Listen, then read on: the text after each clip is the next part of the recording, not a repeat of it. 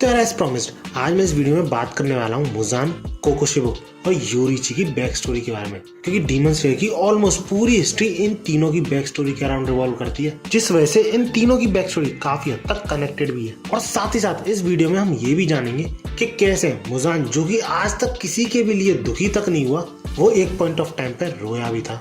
So if you are interested keep watching.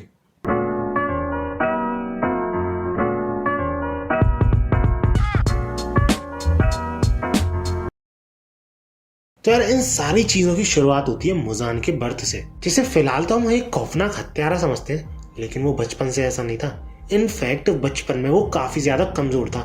Even वो अपने माँ के पेट में भी कई बार मरते मरते बचा था हार्ट रुकने की वजह से। और उसके पैदा होने पर भी ना तो वो सांस ले पा रहा था और ना ही उसके पास पल्स थी। इवन उसकी फैमिली ने तो ये मान लिया था कि ये बच्चा मरा हुआ पैदा हुआ है, जिस वजह से उसे दफनाने की, उसका अंतिम संस्कार करने की भी तैयारी हो गई थी। लेकिन एंड मोमेंट पे वो रो जाता है और अपनी प्रेजेंस सबको महसूस कराता है, यानी टाइगर अभी जिंदा है। लेकिन मुजान का स्ट्रगल यहीं पर खत्म नहीं होता है, क्योंकि वो हमेशा से बीमार रहता था। उसकी बॉडी इतनी ज्यादा कमजोर थी, जिस वजह से उसके पर्सनल डॉक्टर ने तो ये तक कह दिया था कि वो 20 साल की उम्र से पहले मर जाएगा। और ये चीज सुन के मुजान का गुस्सा उसके सर चढ़ जाता है। बंदा इतना ज्यादा फ्रस्ट्रेट हो जाता है कि वो उस डॉक्टर को बिना कुछ सोचे समझे वहीं के वहीं मार देता है। लेकिन उस डॉक्टर को मारने के बाद वो ये रियलाइज करता है कि उस डॉक्टर ने जो अभी अभी मेडिसिन दी उसे, वो काम कर रही है, क्योंकि उसकी बॉडी पहले से काफी ज्यादा स्ट्रांग हो चुकी है। लेकिन असाइड दैट मुजान के सामने एक प्रॉब्लम थी कि वो सन में वॉक नहीं कर सकता था। और वो कुछ एक्सपीरियंसेस के बाद ये समझ चुका था कि अगर वो सन के नीचे आया तो वो तुरंत ही मारा जाएगा। और रही बात ह्यूमन फ्लैश के क्रेविंग्स की, तो वो उसके लिए बड़ी बात नहीं रह गई थी, क्योंकि ये चीज वो लोगों को खाकर सॉल्व कर सकता था। लेकिन बंदे का गुस्सा दिन प्रतिदिन बढ़ता ही रहा कि क्यों उस सन के नीचे वॉक नहीं कर सकता, जिस वजह से वो एक ऐसी बॉडी के लिए काफी ज्यादा डेस्परेट हो गया था जो कि सनलाइट्स को हैंडल कर सके।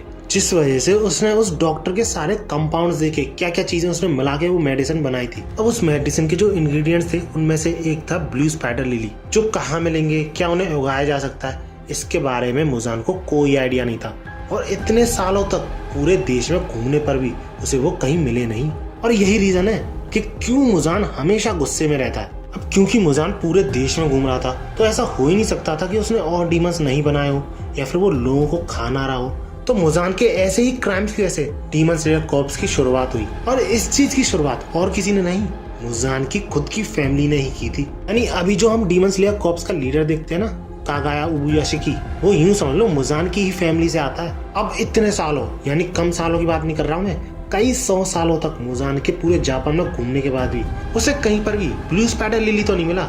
लेकिन उसका सामना होता है योरीची से। अब पहली नजर में तो योरीची मुजान को बहुत ही कमजोर डीमन स्लेयर लगता है। लिटरली हंस रहा होता है योरीची को देख के वो। लेकिन उसे क्या पता था कि योरीची का जन्म ही हुआ है मुजान को मारने के लिए। अब योरीची का जन्म एक ऐसी फैमिली में हुआ था जिसमें उसकी माँ तो बहुत वार्म, काल्म और दयालु थी, क्योंकि हमेशा भगवान से यही प्रार्थना करती थी कि इस दुनिया से गुस्सा और कॉन्फ्लिक्ट जैसी चीजें गायब हो जाएं। वो अपने भाई को भी बहुत काइंड मानते थे, क्योंकि योरीची के फादर उसे बिल्कुल भी पसंद नहीं करते थे, क्योंकि वो कर्ज्ड मानते थे उसे because of his mark. That's why Michikatsu के योरीची से बात करने पर वो उसे बहुत डांटते थे। इवन उनके डैड के मारने के बावजूद वो योरीची की हमेशा चिंता करते थे, फिर चाहे कितनी भी मार झेलनी क्यों ना पड़ जाए उन्हें अपने डैड से।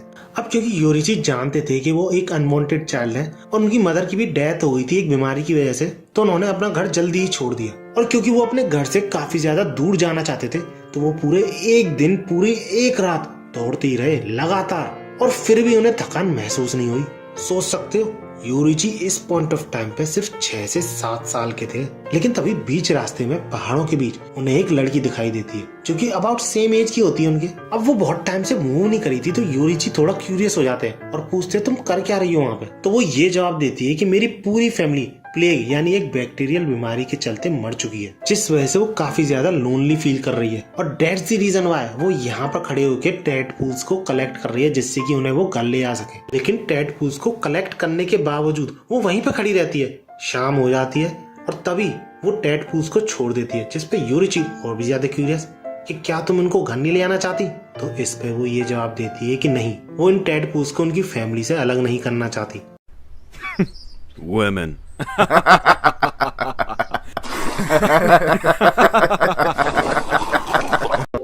जिसपे योरीची थोड़ा सोचते हैं और ये बोलते हैं कि क्या मैं तुम्हारे साथ चलूं तुम्हारे घर।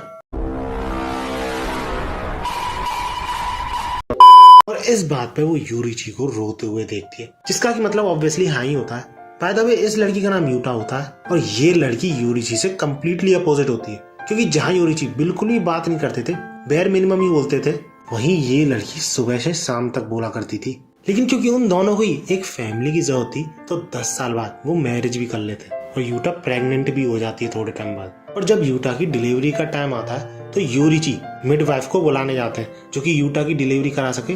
अब यूरिची का प्लान तो यही था कि वो सनसेट से पहले वापस आ जाएंगे, लेकिन उन्हें रास्ते में एक आदमी मिलता है जिसे कि हार्ट की काफी ज्यादा प्रॉब्लम होती है, लेकिन फिर भी वो काफी ज्यादा जल्दी में था क्योंकि उसके बेटे को काफी ज्यादा चोट आई है एक बैटल के दौरान। सो ऑब्वियसली यूरिची उस बूढ़े आदमी की मदद करते हैं, लेकिन इस चक्कर में यूरिची पूरा एक दिन लेट हो जाते हैं। और जब वो अपने घर पे पहुंचते हैं तो वो ये देखते हैं कि यूटा और उसके पेट में जो बच्चा था उन दोनों का, वो दोनों मारे जा चुके हैं। क्योंकि यूरिची कितना भी अलग ही क्यों ना हो, लेकिन वो शुरुआत से ही काफी ज्यादा इमोशनल इंसान थे, जिस वजह से यूटा और उनके बच्चे की मौत पे उन्हें इतना बड़ा शौक लगता है कि वो पूरे 10 दिन तक यूटा की बॉडी को अपने हाथ में लिए बिना उस स्पॉट से हिले बैठे रहते हैं। और वो शायद उठते भी नहीं अगर वहां पे डीमन स्लेयर कॉर्प्स का मेंबर नहीं आता। और वो डीमन स्लेयर एडवाइस करता है यूरिची को कि वो अपने बच्चे और बीवी को दफना दे। अब यूरिची तो सिर्फ इतना चाहते थे कि वो शांति से अपनी बीवी और बच्चे के साथ एक हैप्पी लाइफ गुजार सके, लेकिन उन्हें इतना भी करने का मौका नहीं मिला।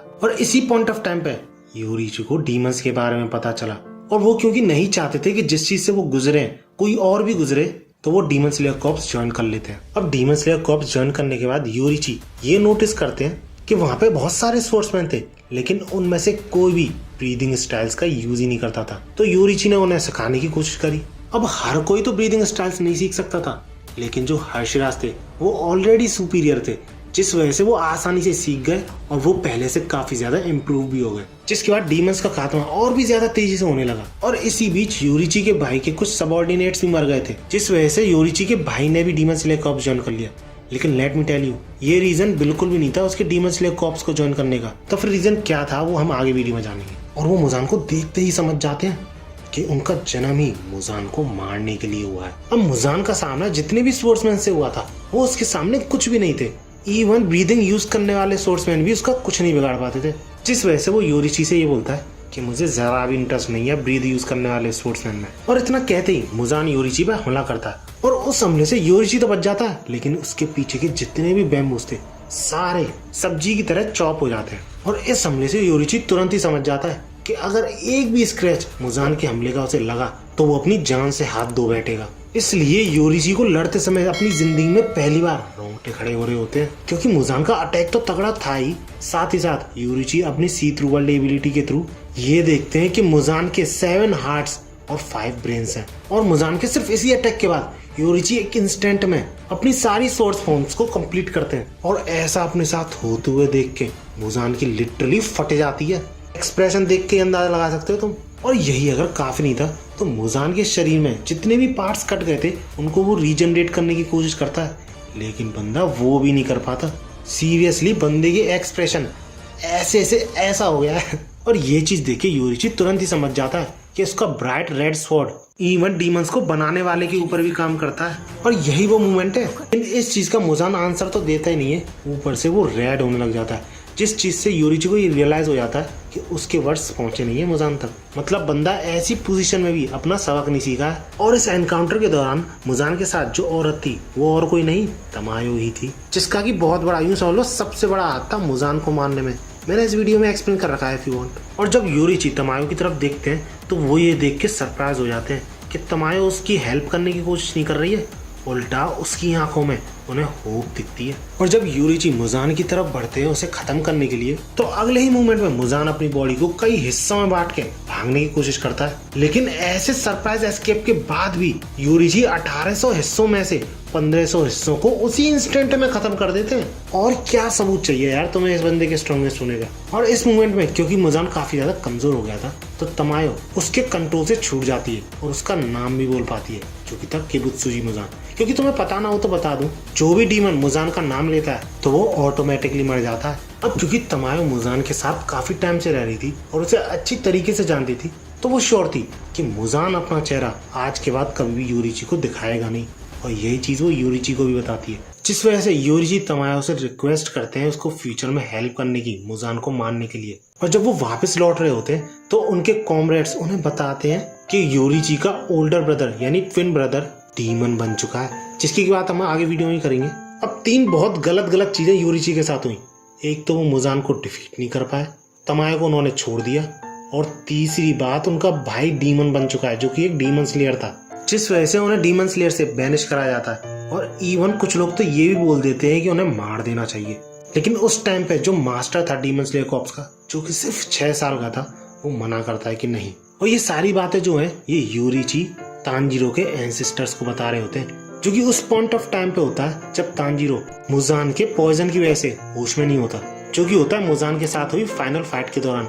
इस वीडियो में एक्सप्लेन कर रखा है मैंने। और अपनी बात कंटिन्यू करते हुए यूरिची यही बोलते हैं तानजीरो के एंसेस्टर से कि मैं स्पेशल था और मेरा पर्पस था किबुत्सुजी मुजान को मारना, लेकिन मेरी कमी की वजह से at the and I failed, जिस वजह से आगे अब और भी लोग मरेंगे। और इसी बात का यूरिची को सबसे ज्यादा दुख है, जिसके बाद यूरिची को इतना उदास देख जो तानजीरो के एंसेस्टर की जो बेटी थी उस टाइम पे, वो वहां पर जाती है और हग मांगती है यूरिची से। और जब यूरिची उसे खिलाते हैं और उस लड़की को हंसते खिलखिलाते हुए देखते हैं तो सही में रो देते हैं। और इस चीज से प्रूफ होती है चीज कि सबसे ज्यादा स्ट्रॉन्ग बंदे भी रो सकते हैं, क्योंकि उनके पास भी एक दिल होता है। अब वैसे तो यूरिची तानजीरो के जो एंसेस्टर्स थे उनसे मिलने आते रहते थे, लेकिन किबुत्सुजी मुजान को ना मार पाना, अपने भाई का डीमन बन जाना, इन दोनों चीजों से वो इतना टूट चुके थे कि वो उन एंसेस्टर्स को गुड बाय कहते हैं और अपनी इयररिंग्स भी उन्हें दे जाते हैं। और जब तानजीरो का एंसेस्टर ये कहता है कि इन इयररिंग्स को अपने डिसेंडेंट्स में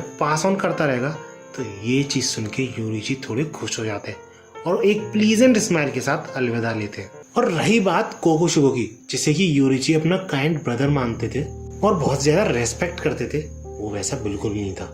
क्योंकि जब यूरिची और कोकोशुबो दोनों पैदा हुए थे, ऑब्वियसली ट्विंस थे तो एक साथ हुए थे पैदा, कुछ ही मिनट्स का अंतर था।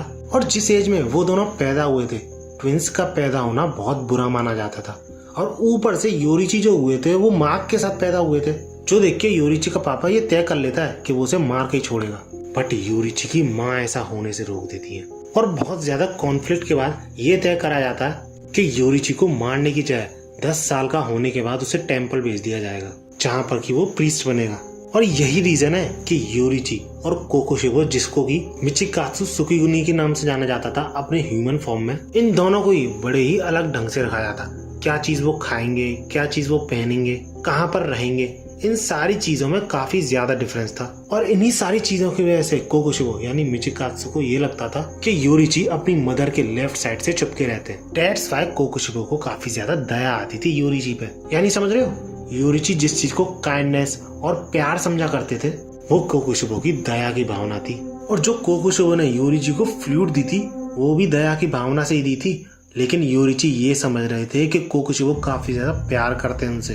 और पूरे 7 साल की उम्र तक यूरिची एक शब्द भी नहीं बोले थे, तो सबको यही लगने लगा था कि वो बोल ही नहीं सकते और सुन भी नहीं सकते। जब कोकोशुबो यानी मिचिकात्सु अपनी स्वॉर्ड स्विंग्स की प्रैक्टिस कर रहा था, तो यूरिची कुछ इस तरीके से खड़े थे, इतनी शांति से खड़े थे कि जैसे कि कोई पेड़ खड़ा हो। और ऐसा ही कुछ मैंने इस वीडियो में अकाजा वाली फाइट में बोला था कि तानजीरो भी ऐसा कर पा रहा था। और जब यूरिची ये बोलते हैं, क्या तुम्हारा सपना है स्ट्रॉन्गेस्ट समुराई बनने का, तो ये चीज सुन के मिचिकात्सु के रोंगटे खड़े हो जाते हैं, तलवार छूट जाती है उसके हाथ से। और सिर्फ इतना ही नहीं, यूरिची मिचिकात्सु से ये भी बोलते हैं कि उनका भी कुछ इंटरेस्ट है सोर्समैनशिप में। लेकिन क्योंकि यूरिची को 10 साल का होते ही प्रीस्ट बनने के लिए टेम्पल में भेजा जाने वाला था, तो मिचिकात्सु यही सोचता है कि क्या इसे पता नहीं है कि उसके साथ क्या होने वाला है, जो ऐसी बातें करते हुए ये हंस रहा है। और यूरिची की इस बात पे मिचिकात्सु को भरोसा इसलिए और नहीं था क्योंकि वो हमेशा अपनी माँ से चुपके रहते थे, जिस वजह से मिचिकात्सु इस बात को इग्नोर कर देते हैं यूरिची की।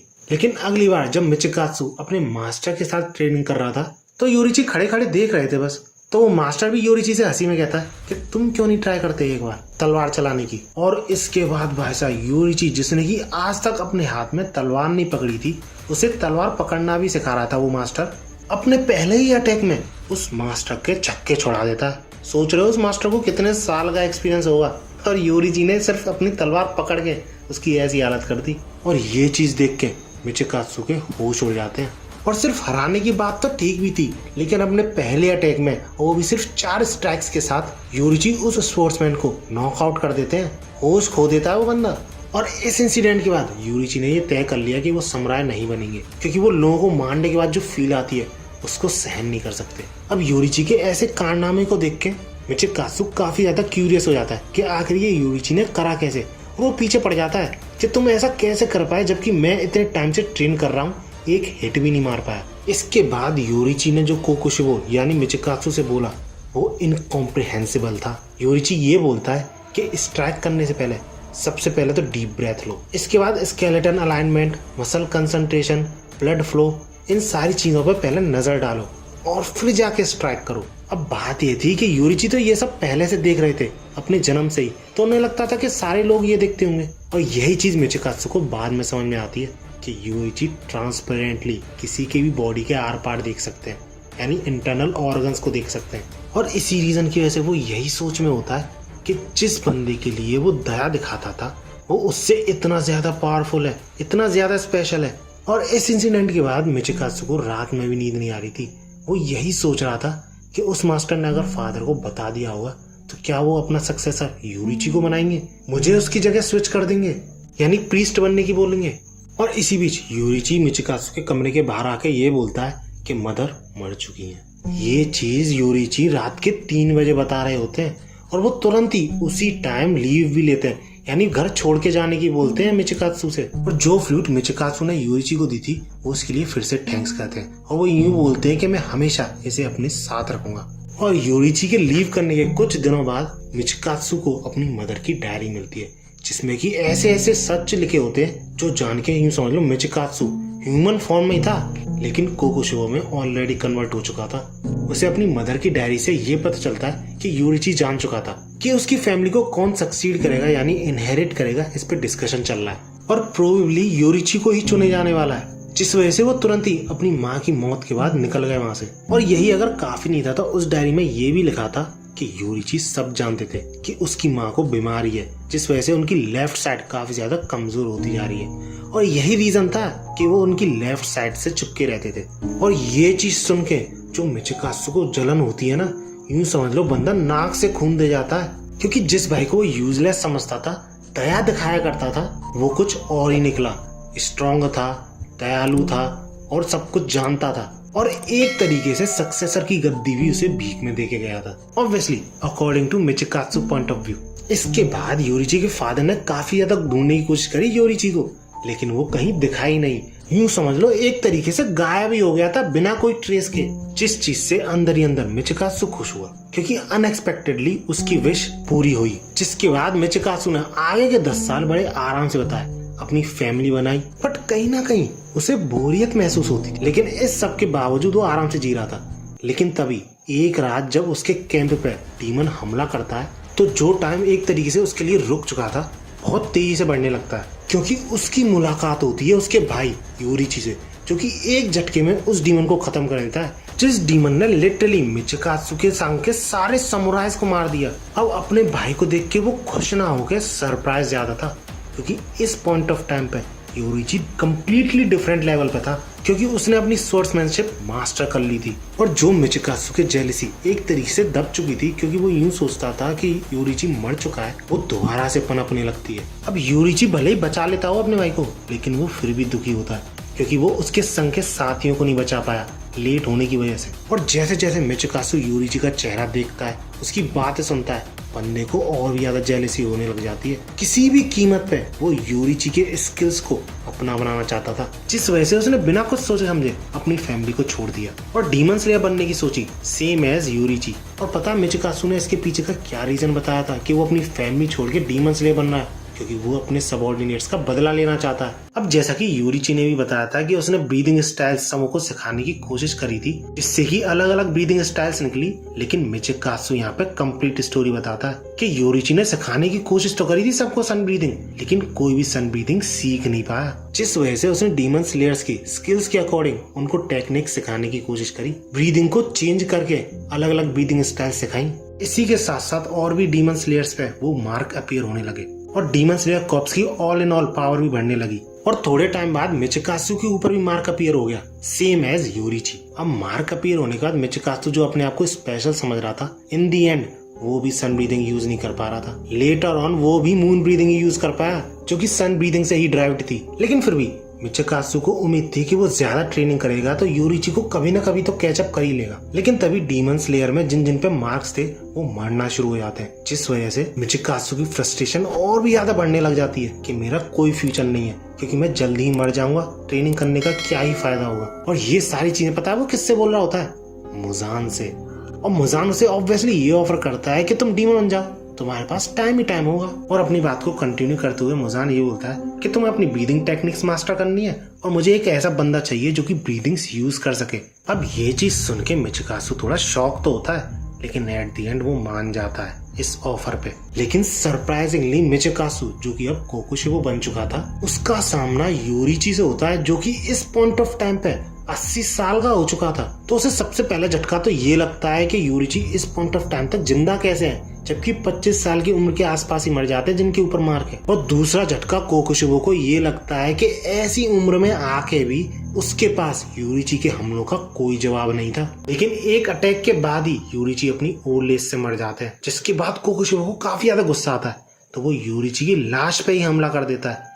लेकिन उस लाश में से निकलती है एक फ्लूट, जो कि वही फ्लूट है जो कोकुशिबो ने यूरिची को दी थी। और वो फ्लूट देख के कोकुशिबो, जो डीमन बन चुका है, रो देता है। और एक फन फैक्ट बताऊं, यही फ्लूट जो 2 हिस्सों में बढ़ चुकी थी, यानी टूटी हुई फ्लूट, कोकुशिबो अपने पास लेके घूमता था अभी तक, जो कि हमें उसकी डेथ के बाद दिखाई जाती है। और वो अपनी मौत के टाइम भी यही सोच रहा होता है कि उसने अपनी फैमिली छोड़ दी। मियोइचिरो, जो कि उसका डिसेंडेंट था, उसको उसने मार दिया। समुराई से वो डीमन में कन्वर्ट हो गया, लेकिन वो फिर भी यूरिची से कभी आगे बढ़ ही नहीं पाया। और ऊपर से यूरिची की ब्रीदिंग स्टाइल यानी सन ब्रीदिंग एक बंदा यूज कर सकता है, लेकिन कोकुशिबो इतने साल तक जिंदा होने के बावजूद वो अपने पीछे कुछ भी नहीं छोड़ पाया। और अपने एंड टाइम में मुजान भी यही सोचता है कि वो कुछ भी नहीं छोड़ पाया पीछे, इसलिए वो तांजीरो में अपनी फीलिंग्स को भेज देता है, जिससे कि वो तांजीरो में हमेशा जिंदा रह सके। और अपने पास्ट को याद करके, जो कि मैंने तुम्हें शुरुआत में बताया था, रो देता है कि इतनी बार मौत को धोखा देके